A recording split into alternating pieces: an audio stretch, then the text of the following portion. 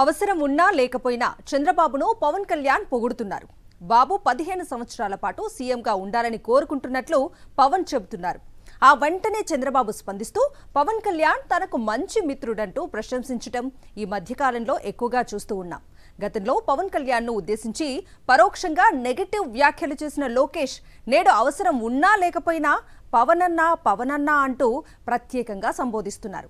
ఈ ముగ్గురు నేతలు ఒకరి పట్ల మరొకరు వ్యవహరిస్తున్న తీరు ఏపీ రాజకీయాల్లో పదే పదే చర్చకొస్తోంది.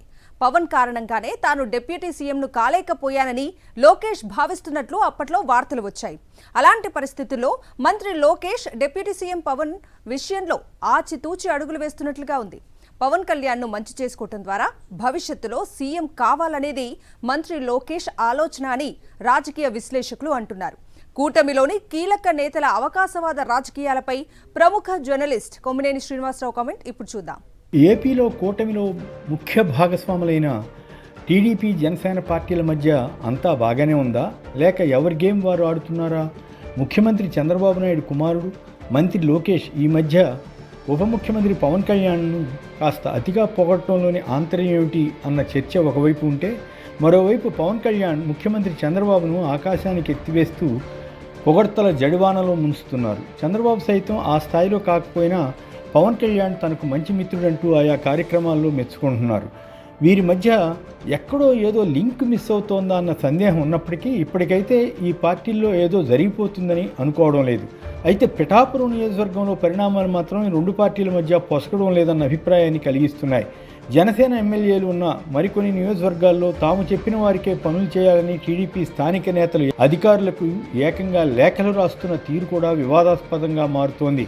పైకి అంతా బాగానే ఉందని అనుకుంటున్నా క్షేత్రస్థాయిలో మాత్రం ఒల్లని పెళ్లికి తలంబ్రాలు పోసుకున్న తీరుగా ఉందన్న భావన వ్యక్తమవుతోంది.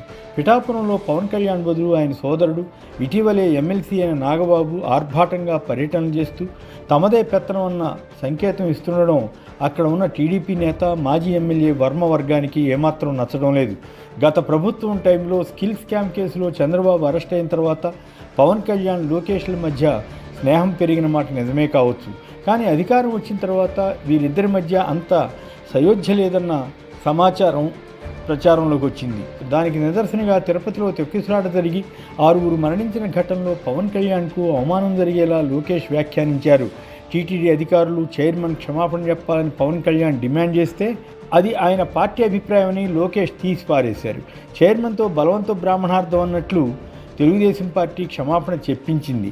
అంతకు తప్పితే పవన్ కోరినట్లు అధికారులపై చర్య తీసుకోలేదు, క్షమాపణలు కూడా చెప్పించలేదు.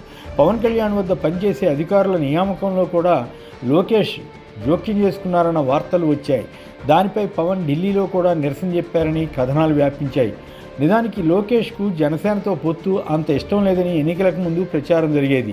దానికి తగినట్లే పవన్కు ముఖ్యమంత్రి పదవి షేరింగ్ ఉండదని, ఉప ముఖ్యమంత్రి పదవి ఇవ్వడానికి పాలిట్ బ్యూరో నిర్ణయిస్తుందని లోకేష్ చేసిన వ్యాఖ్యలు కలకలం రేపాయి.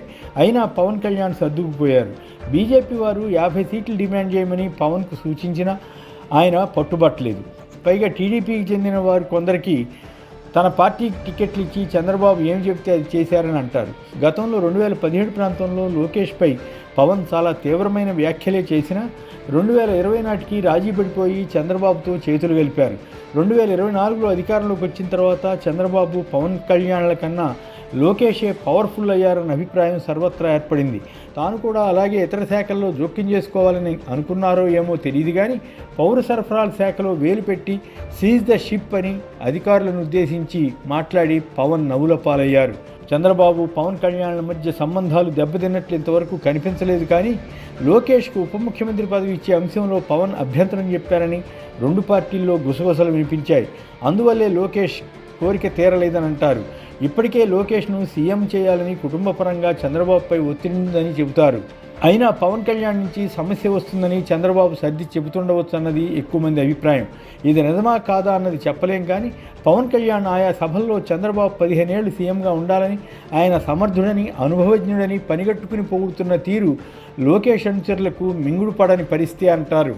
కేవలం లోకేష్ను సీఎం కానివ్వకుండా లేదా డిప్యూటీ సీఎం ప్రమోషన్ రానివ్వకుండా చూడ్డానికే పవన్ ప్రకటనలు ఉపయోగపడుతున్నట్లుగా ఉంది. ఈ నేపథ్యంలోనే లోకేష్ వ్యూహం మార్చి పవన్ కళ్యాణ్ నుంచి తన ప్రమోషన్కు ఆటంకం లేకుండా ఉండడానికి ఏమైనా ప్రయత్నాలు ఆరంభించారా అన్న సందేహం కలుగుతుంది.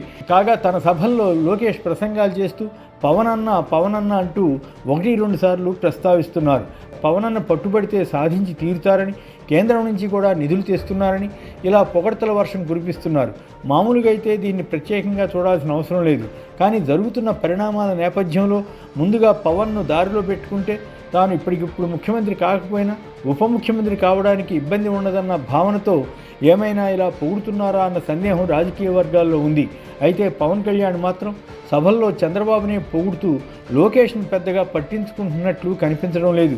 15 ఏళ్లు కలిసి ఉండాలని అనుకుంటున్నప్పుడు భవిష్యత్తులో లోకేష్కు కూడా విధేయత ప్రదర్శించక తప్పని పరిస్థితి పవన్కు వస్తుందని అంటున్నారు. లోకేష్ మరో మాట కూడా చెబుతున్నారు. టీడీపీ జనసేనల మధ్య ఎన్ని గొడవలు వచ్చినా కూర్చుని పరిష్కరించుకుంటాం తప్ప వేరుపడబోమని అంటున్నారు. ఇది కూడా గమనించవలసిన అంశమే. రాజకీయాల్లో పైకి ఒకటి చెబుతారు, లోపల జరిగే వేరుగా ఉంటాయి. అలాగే పవన్ కళ్యాణ్, లోకేష్లు ఎవరి వ్యూహాలతో వారు ముందుకు వెళుతూ కలిసి ఉన్నట్లు కనిపిస్తూనే ఎవరికి వారు పై చేయి తెచ్చుకునేందుకు యత్నించిన ఆశ్చర్యం ఉండదు. పిఠాపురంలో జరుగుతున్న వివాదాలు ఇందుకు దర్పణం పడతాయి. అక్కడ టీడీపీ నేత వర్మకు ఎమ్మెల్సీ పదవి రాకుండా పవన్ టీడీపీపై ఒత్తిడి చేయగలిగారని అంటారు. అంతేకాక తన బదులు నాగబాబును నియోజకవర్గంలో తిప్పుతూ ప్రభుత్వ కార్యక్రమాలు చేయిస్తున్నారు. ఈ సందర్భంగా వర్మకు అసలు విలువ ఇవ్వడం లేదు. దాంతో 2 వర్గాల వారు పోటాపోటీగా నినాదాలు చేసుకుంటున్నారు. అయినా ఇప్పటికీ ఈ 2 పార్టీల మధ్య బంధం చెడకపోవచ్చు. కానీ మున్ముందు పవన్ కళ్యాణ్, లోకేష్ల మధ్య సంబంధ బాంధవ్యాలు ఎలా ఉంటాయన్న దానిపైనే ఈ 2 పార్టీల రాజకీయం ఆధారపడుతుందని చెప్పవచ్చు.